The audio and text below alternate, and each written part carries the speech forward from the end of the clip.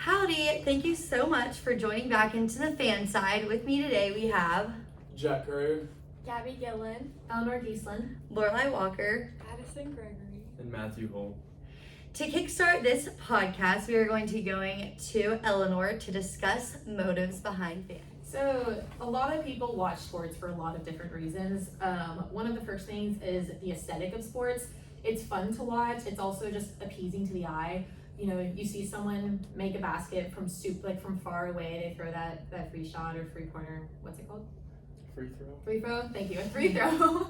They make that free throw from far away. Like, that's really cool. It's fun to watch. So just the aesthetic of it.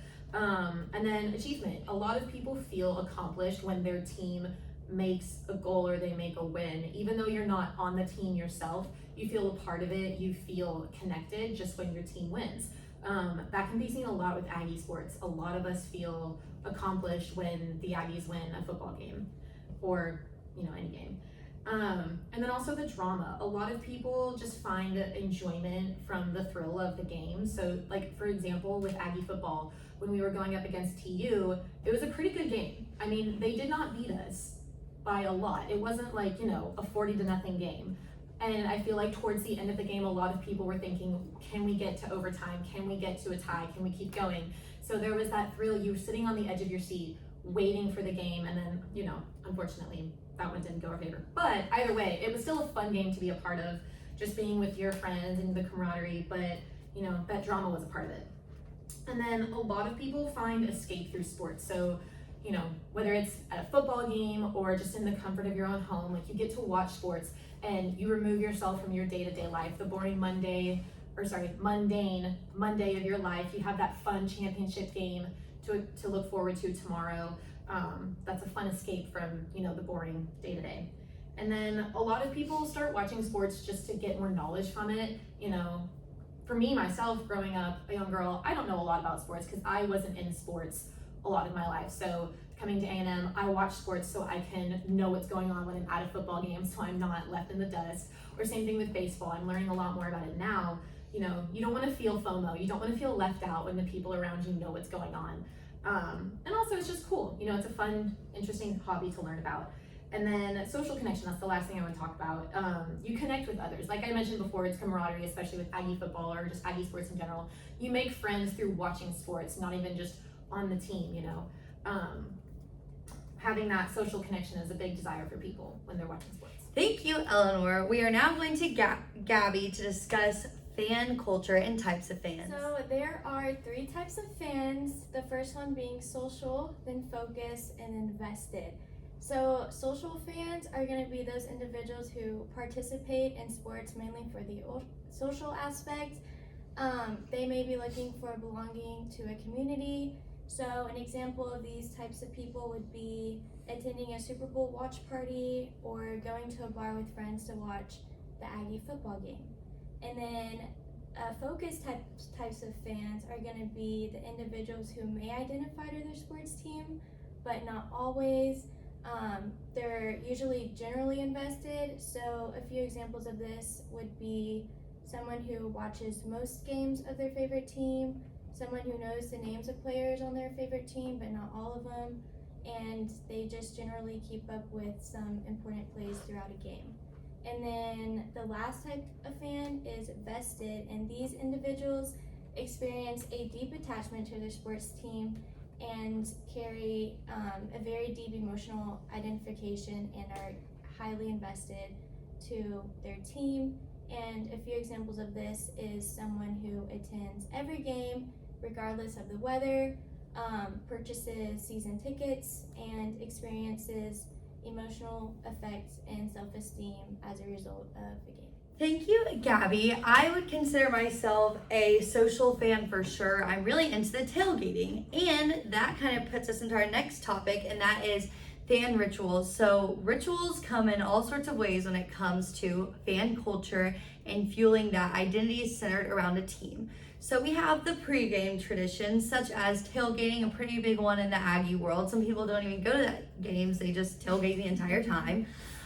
Gathering in a parking lot before games for food, music, and camaraderie.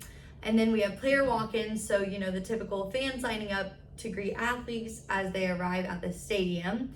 And the national anthem always happens. Very good. And then we have fan superstitions, which is, wearing the same jersey for every win, or lucky seats, hats, and routines. And there's the game time chant. So A&M at the baseball games will have, the ball 5 chant, or we have our Aggie yells that are a big part of our fan culture and tradition. And of course, the Kanye song Power is a very big part of that. Then there's the victory celebration. So that's after, your team won or whatever. You go to Northgate, you party, whatever that looks like for you. That's typically what happens. And maybe if it didn't go so well, you might still go to Northgate, drown your sorrows. And yeah, that's our fan ritual. All right, now we're heading over to Matthew, who has our general sports fan statistics. All right, a study's shown that a whopping 85% of the population has watched sports at some point in their lifetime. So breaking down that into sections, so by gender, about 60% of the fan base is going to be males, and then the 40% is going to be women. Breaking it down by ethnicity, Hispanics lead at 40%, Black at 32%, white people at 29%, and then other is going to be 21%. Age and general breakdown. So the average age of a diehard sports fan is going to be, I think it was 41. Generation X leads at 31%, followed by millennials at 30%, and then baby boomers at 27%. So a couple of random facts. So 60% of sports fans have a college education. This is probably due to the access that college students have to many sports games. I'm sure everybody here has a sports pass and gone to a game before. So let's see. And then 49% of sports fans said at least once they have placed a bet on a game in their lifetime. So that's about all I have. Thank you, Matthew. Now we're heading over to Jack for most popular sports. According to World Atlas, the most popular sport in the world is soccer. There are more than 3.5 billion soccer fans worldwide. I feel like this is pretty common knowledge just with the large amount of followers and influence that many of the European soccer players have. Also, the World Cup is by far the largest sporting event in the entire world, and it happens every 4 years. With this past World Cup in Qatar in 2022 doing over 5 billion impressions over social media, or just people watching the linear TV. Second is cricket. This is a sport many of the United States, people in the United States don't follow and don't really know the rules. I'm one of them. I have no idea how it works.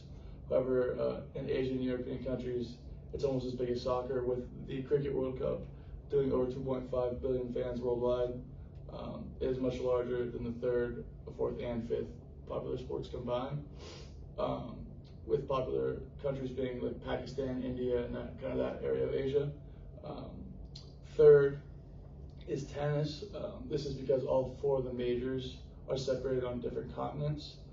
This just makes most sense. A lot of people on all parts of the world. Worldwide, tennis has over 1 billion fans. This makes sense when the TV ratings say that over 400 million people tuned in to watch the 4 majors. Fourth is volleyball, which is played by millions of people in high school and college here in the United States, but we don't have any pro leagues. There are millions of people in other countries who love to play and watch as well. This makes sense. The professional leagues being in Europe and Asia, this large number of fans makes sense. Last but not least is table tennis, or as many in the US know it as ping pong. This sport is very popular in Asia and Europe as well. The Olympic final is something that is watched by hundreds of millions of people. This sport is especially popular in Asian countries such as Japan, China, and South Korea. And last but not least, we are headed over to Addison to talk about social media and So, real-time reactions. So fans use platforms like Twitter, which is now known as X, and Instagram stories to share their instant reactions during games, celebrate wins, criticize plays, or just vent their frustration. They use hashtags or trending player names to create the communal experience. According to a study by Anne